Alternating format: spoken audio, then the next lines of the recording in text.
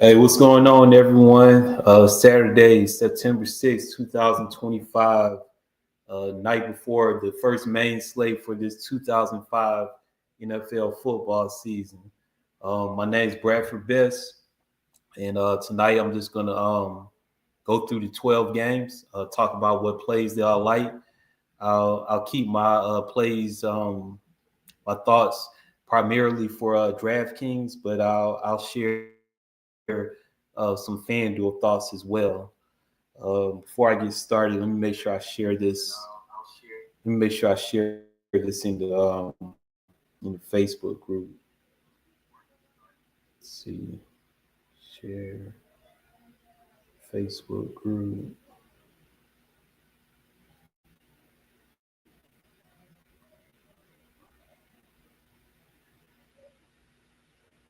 Let's see if I get this right.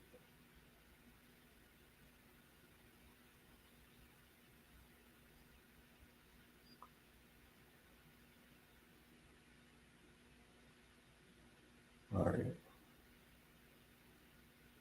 Come on.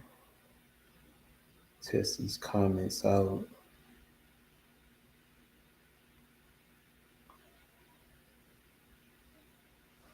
Okay, I see the comments. All right, I think I'm good now. So, all right, so let's get started. Yeah, so it's 12 games. I've been kind of studying and researching the last couple of nights on how I want to attack tomorrow's slate. I'm probably going to be playing like three lineups on FanDuel and DK. I may get it up to five. I'm not sure yet, but for now, I think my strategy is going to be to do the three entry max. When I start talking and everything about these games, you guys feel free to ask any questions or post any comments. I'll definitely answer them if you just type your questions or comments in the YouTube chat. So let's go ahead and get started. All right. So the first game on the slate is the Pittsburgh Steelers at the New York Jets. This game has the lowest total on the slate at 37 and a half points, with the Pittsburgh Steelers being favored by like three. You got Justin Fields on the Jets, Aaron Rodgers on the Steelers. With the low total in this game, I don't feel this is a game that I want to target any plays from in the lineups that I'm going to make. Large field GPPs, sure, Justin Fields, he has rushing upside, but it's a tough matchup. I think in this game right here, the defenses are viable, Pittsburgh or the Jets. They, with the low score and just the the style that these two teams play, I wouldn't mind plugging in a team defense. But as far as like just plays to plug in my lineup, quarterback, running back, receivers, for a three entry max for me, this game is going to be a fade. And with that being said, I'm keeping moving. I'm going to try to get through these 12 games as quick as possible. The next game on the slate, Miami Dolphins at the Indianapolis Colts. 47 and a half over under total, with the Colts being favored by 1.5 points. Now, I do like this game. One play on the Colts side, I think Jonathan Taylor is a strong play at running back for tomorrow. On DK, he's 6,800.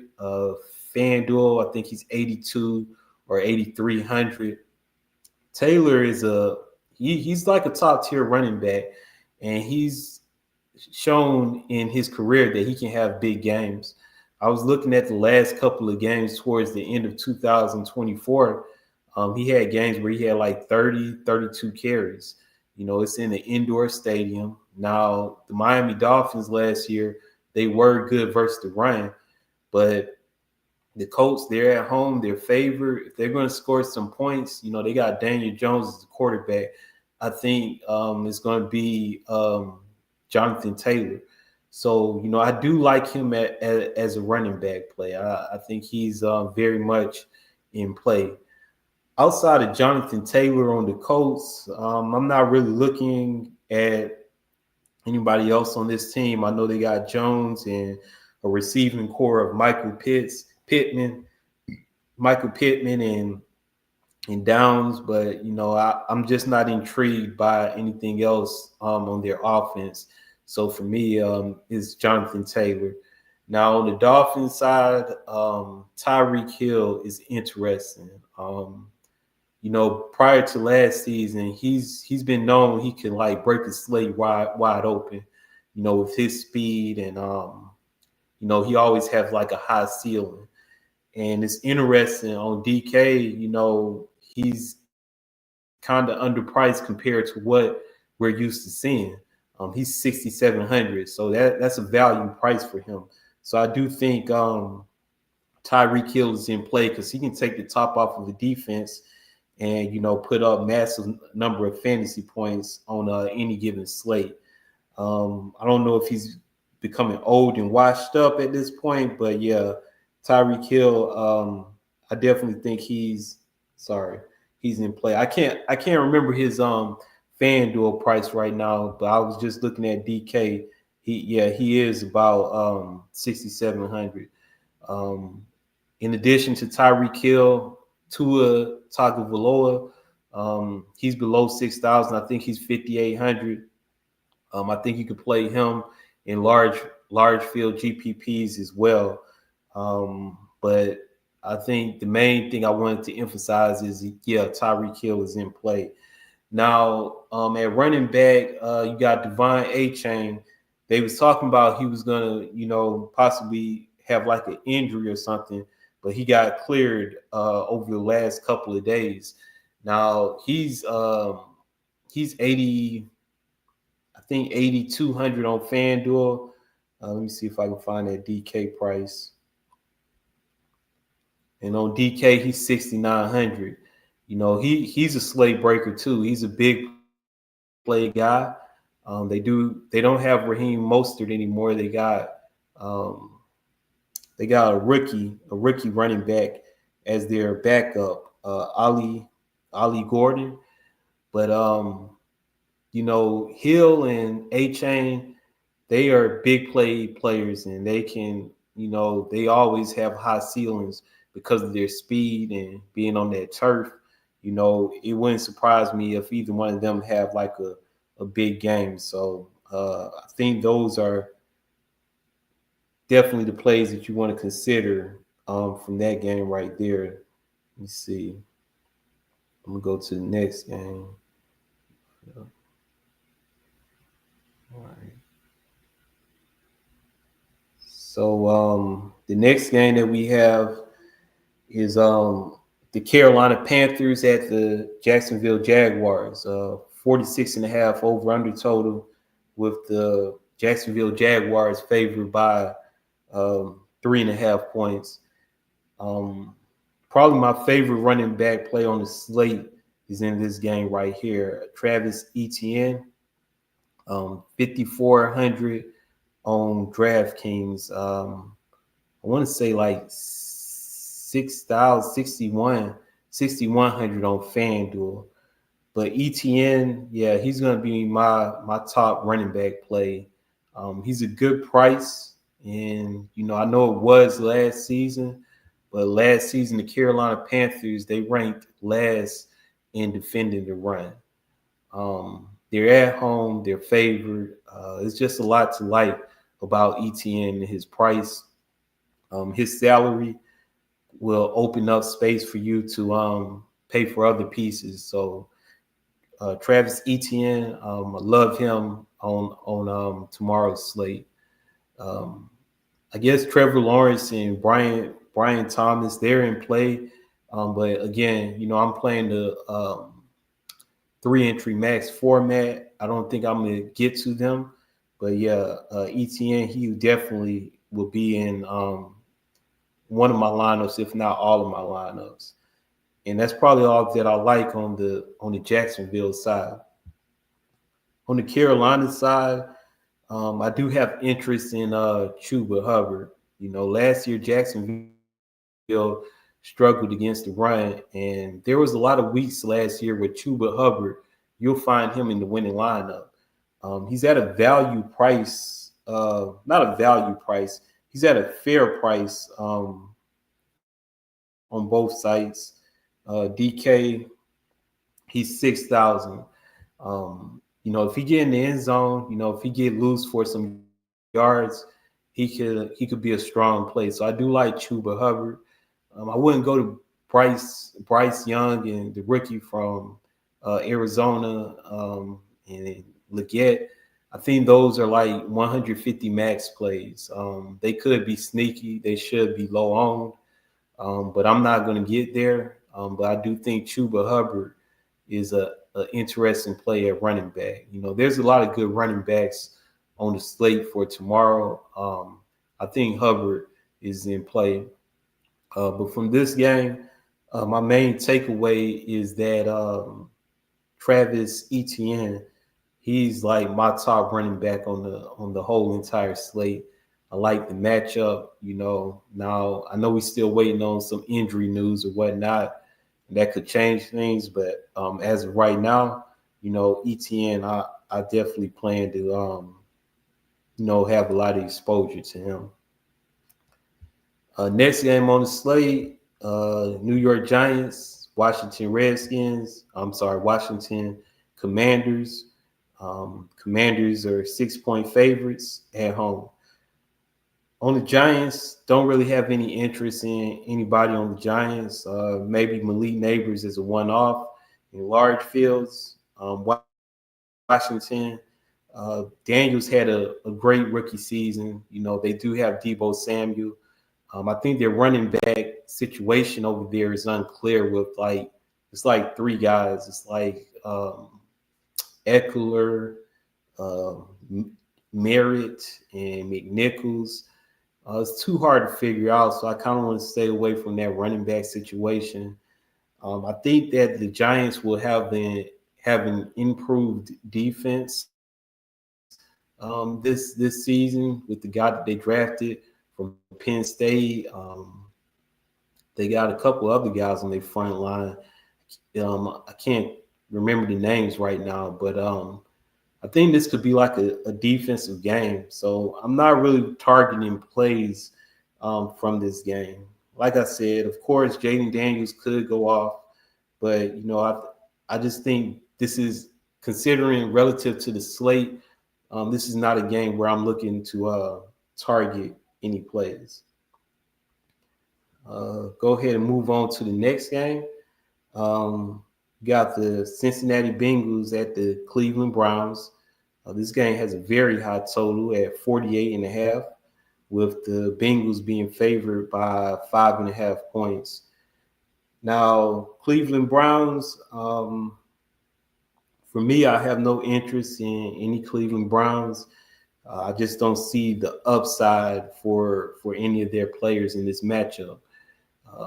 The Bengals did have a bad defense on last season, but I don't see anyone that has that tournament ceiling on the Cleveland Browns. On the other side of this game, the Cincinnati Bengals, Jamar Chase, he's probably the wide receiver with the highest ceiling on the slate tomorrow. There's no Justin Jefferson. There's no CeeDee Lamb.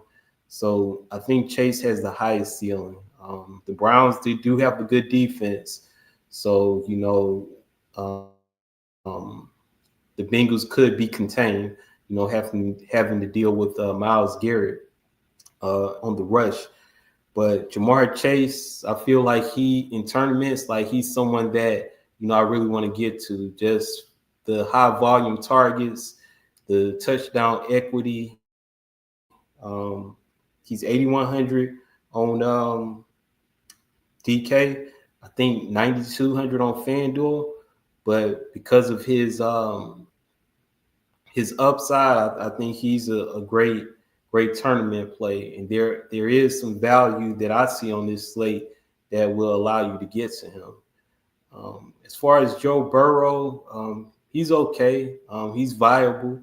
But I'm preferring to save a little money at quarterback. I don't think there's nothing wrong with Burrow, but I probably won't get to him in my three lineups. Um, T. Higgins, sometimes he goes off. He could be.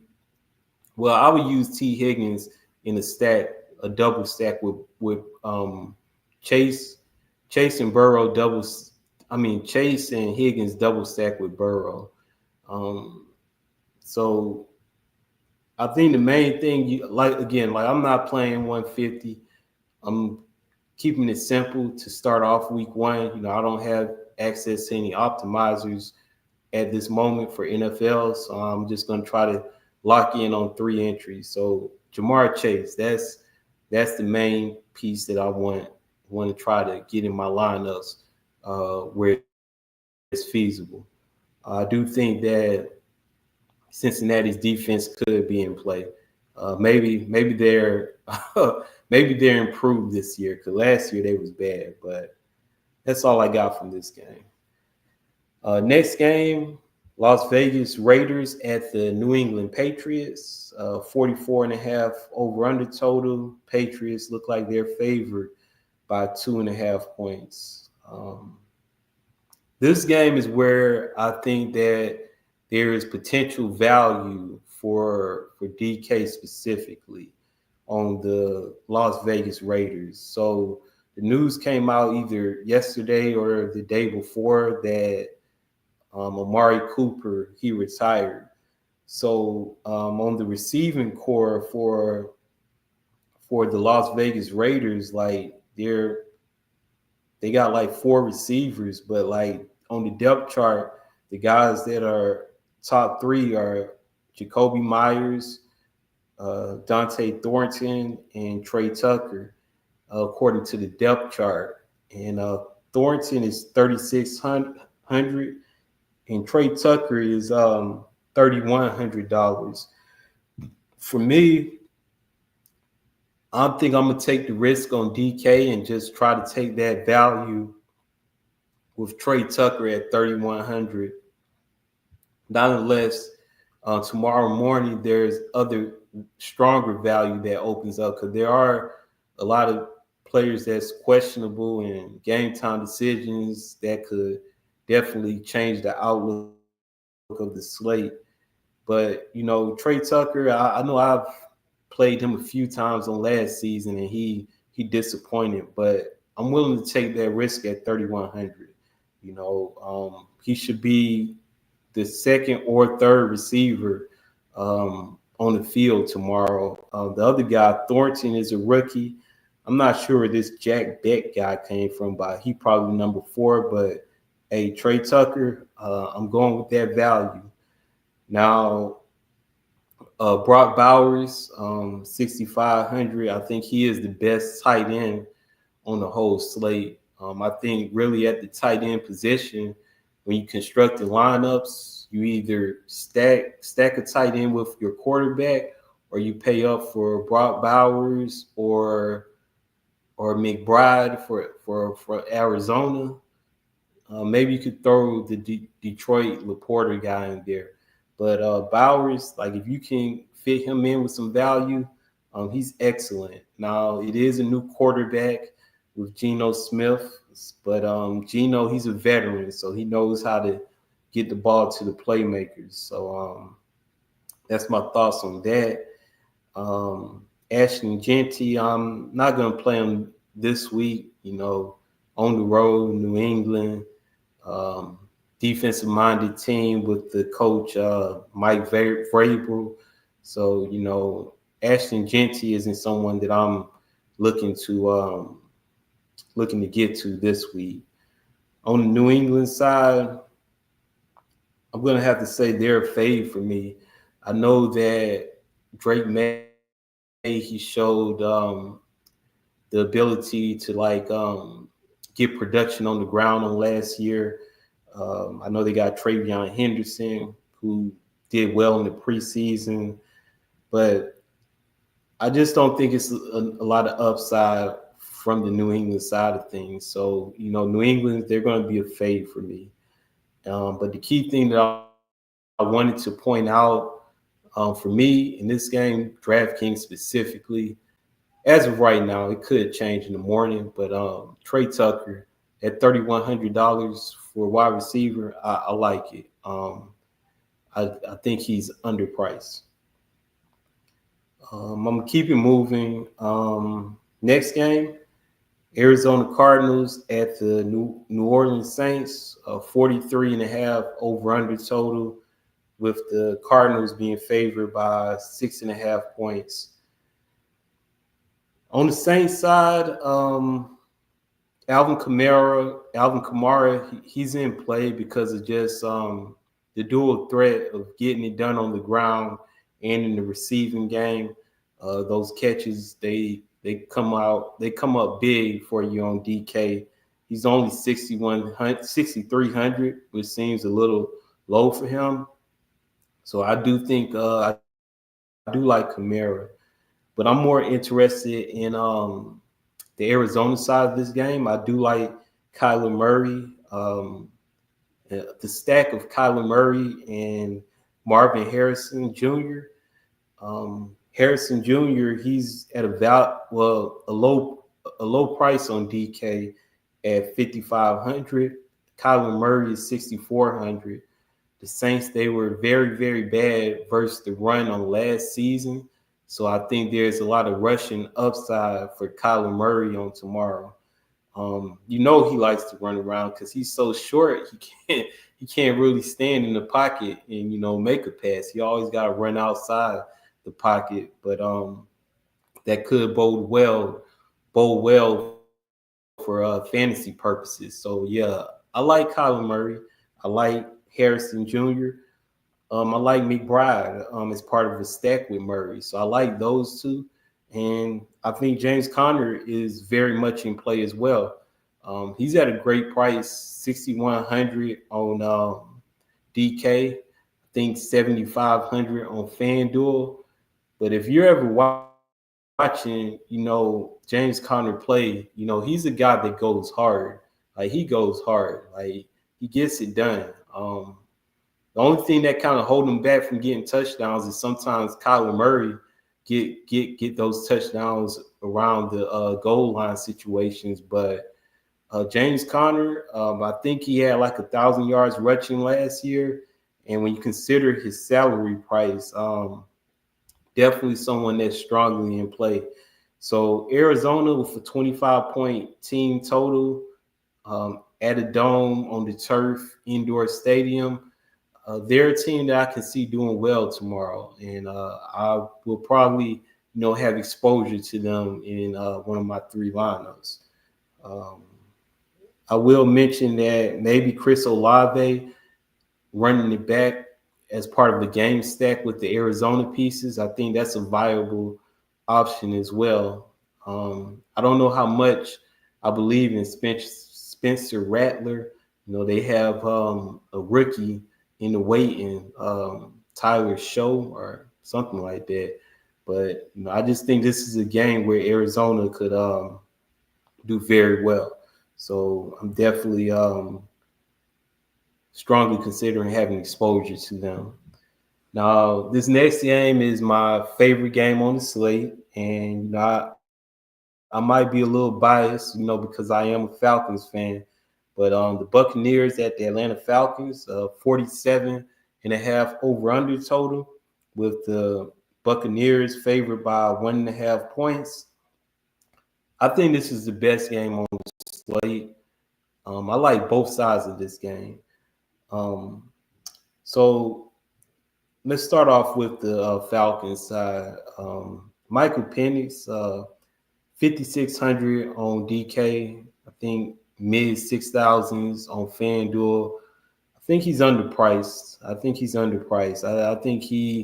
this week 1 will probably be the lowest price that we see him. Drake London, 100 catches on last season, 100 receptions. Darnell Mooney, our number 2 receiver, he's questionable. He's been dealing with a shoulder injury during camp. So, Drake London, his role could be just more solidified. And Drake London, he's at a mid-tier price, 6,500. I love that stack of Penix and Drake London. Really, really do like it. I also like pairing Kyle Pitts up with Michael Penix. He's 4,300 on FanDuel. Thing like 50. I'm sorry, 4,300 on DK. Thing like 5,200 on FanDuel. But just to give a little more insight on what's going on with the Falcons, um, our right our right tackle Caleb McGarry, he's out with the injury. On last season, the Falcons, they ran the ball to the right side the most out of any other, spots of like directions of running the ball. And with him being out, that kind of, it kind of compromises the run game. So I feel like they may be in a position where they just have to, pass the ball more. And Penix, just in college, he was a deep pass thrower. Them 3 games last year, he looked composed. So I really, really like this Falcon stack tomorrow. Like I'm for sure gonna have a Falcon stack in one of my lineups on both sites. I do think we have to just be sure we pay attention about the status of Darnell Mooney. I think he's going to be a game time decision. If he get ruled out, that's going to elevate Ray McLeod to the number 2, and he's like 3,700. But if Mooney get rules out, it's just gonna just increase the role for Drake London and Kyle Pitts. So love everything about the Falcons. Love that sack. And in addition to the passing game, I think B. John Robinson, he's a great play. He's a great play at running back. He's the highest price running back this week on both sites. But he also gets it done in the receiving game. So I just think all positions on the offensive side for the Falcons on tomorrow's slate are in play. It's a indoor dome stadium or whatnot on the turf, close spread, a good total. This is definitely a spot to look at. On the other side, I like the other side of the game too. Baker Mayfield and Mike Evans. Mike Evans, he's a beast. Future Hall of Famer. He's been known to give the Falcons trouble. But he's the guy that he's a possession receiver, and he also can get it done on deep shots. They have a rookie receiver, Ibuka. I think that's his name. Emeka Ibuka. I think he's at a good price at 4,600. I think he's in play as well. The Falcons, at least for the past few years, they've had trouble, with pass rush and getting to the quarterback. They try to address those concerns like in the draft, drafting 2 defensive ends or linebackers in the first round.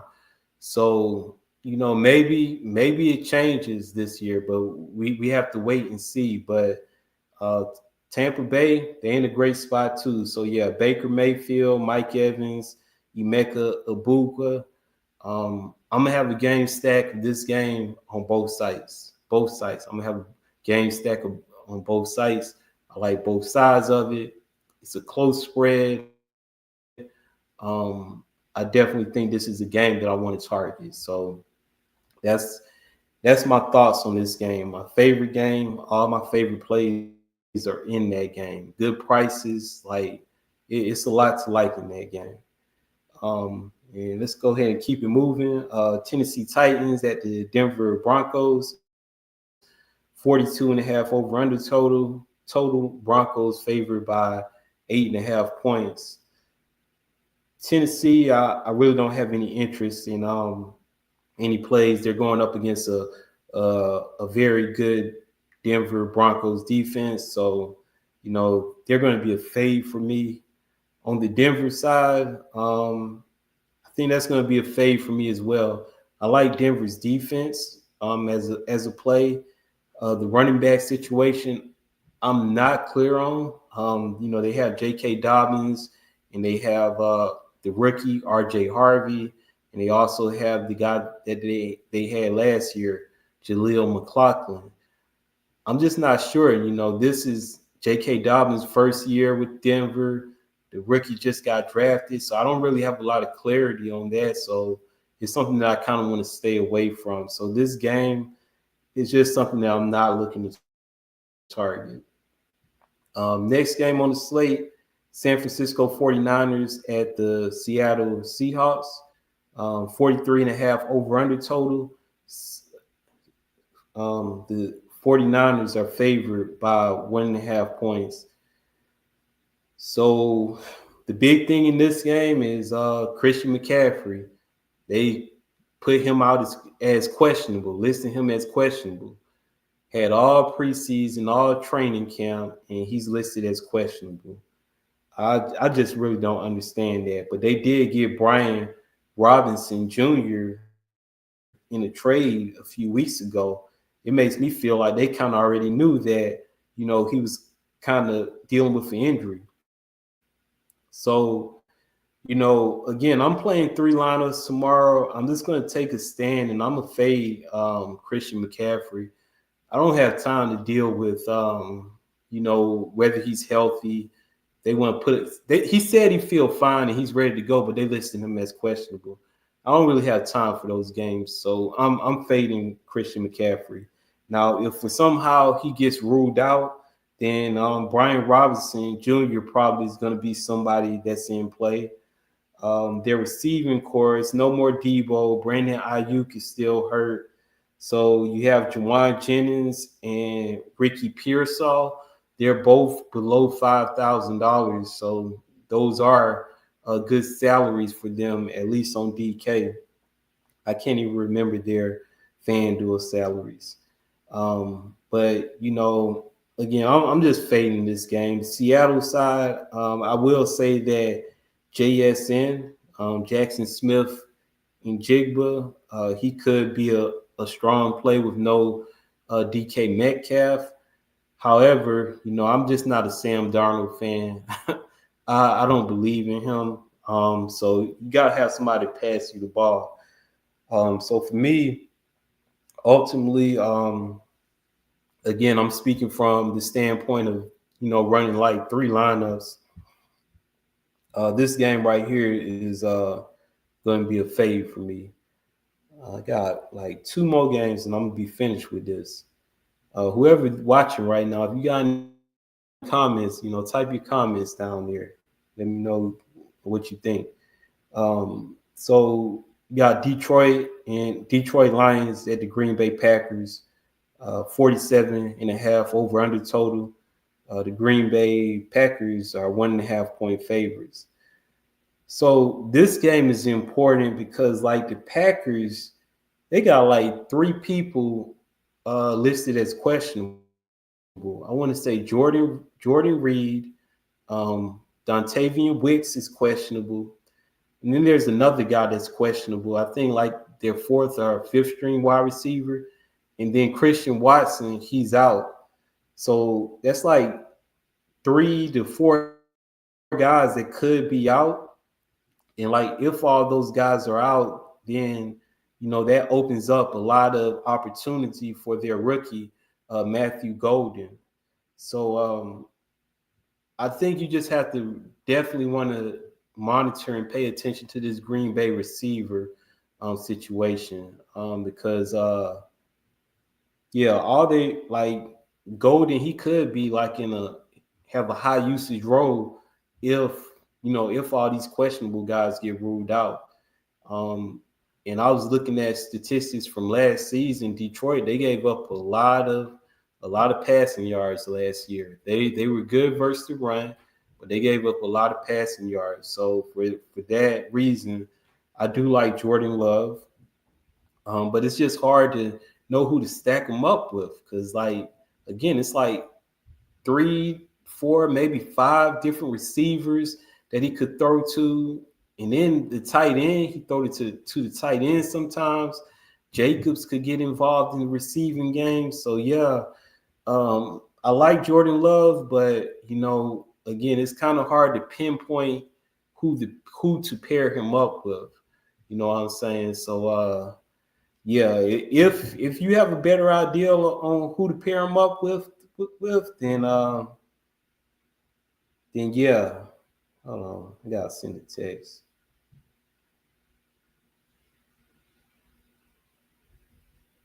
Yes, but yeah, I do think Green Bay can have a good game, but again, it's just kind of hard to figure out who to pair him up with. On the other side, um, Jameer Gibbs, yeah, he had a very very solid fantasy year on last season, and he's 7,700 on DK.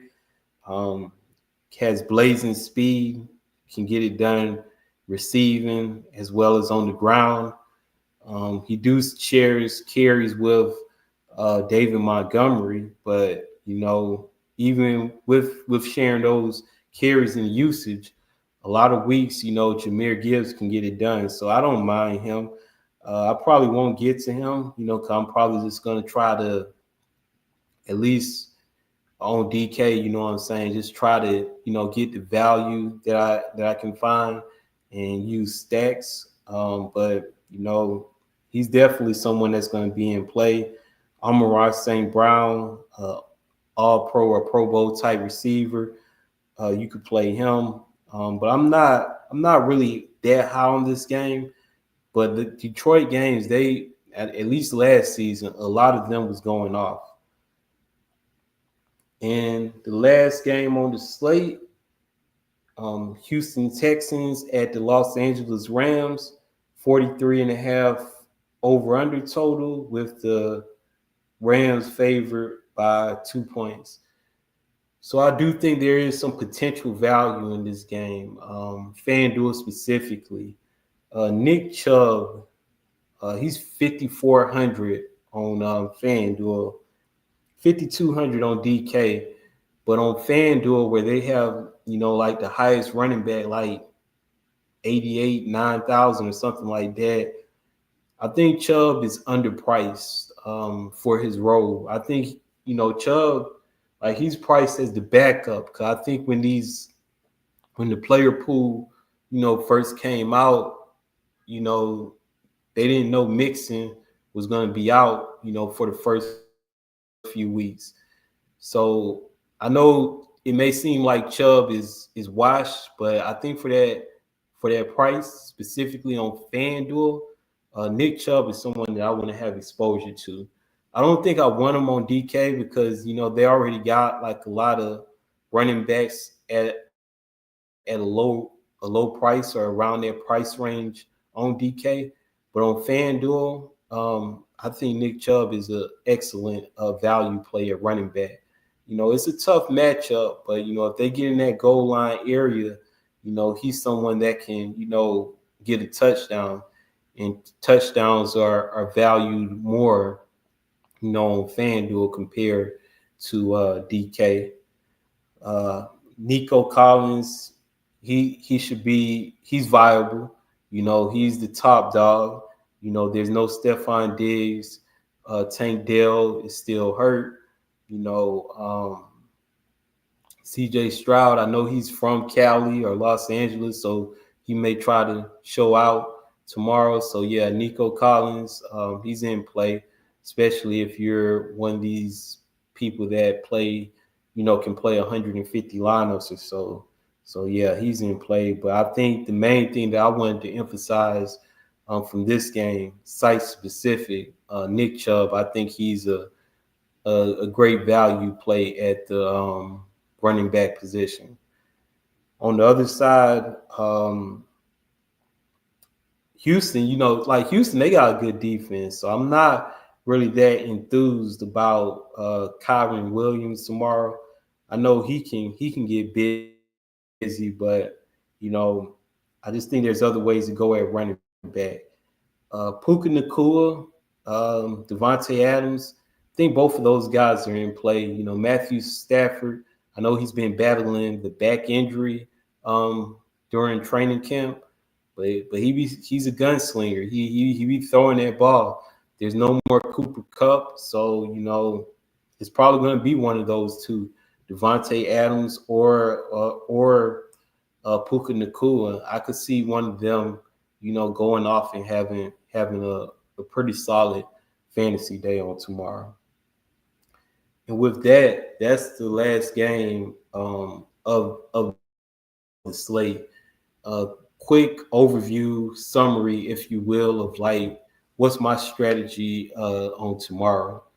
So on DK, my strategy right now is to use a value play of Trey Tucker for the Las Vegas Raiders at 3,100. I know he's not a really good player, but with the retirement of Amari Cooper, his role should be increased. And at 3,100, I'll take that value and try to build strong lineups around that.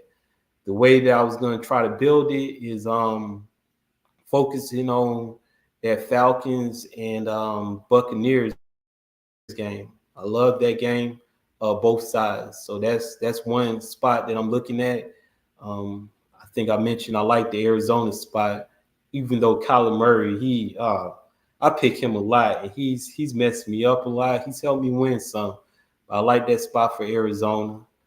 I do want to mention that Travis Etienne, favorite running back on the slate. I like the matchup versus the Carolina Panthers at home favorites. Travis Etienne, both sites, FanDuel and DK. I'm probably gonna load it up on him. Um, High upside ceiling plays. I think everybody knows that Jamar Chase, probably the highest ceiling wide receiver. Tyreek Hill could be sneaky. People forget about him. They got his price down on DK at 6,700. He normally around 8,000. So, don't sleep on him. Um, I like Jonathan Taylor. What else? Tight ends, yeah. Brock Bowers, definitely like him. Brock Bowers, McBride, or like I said, stack whatever quarterback you're using. Use the tight end for that team for a stack. And yeah, I said I like the Falcons and Buccaneers games, but specifically, like if we talking about stacks, Michael Penix, Drake London, and Kyle Pitts.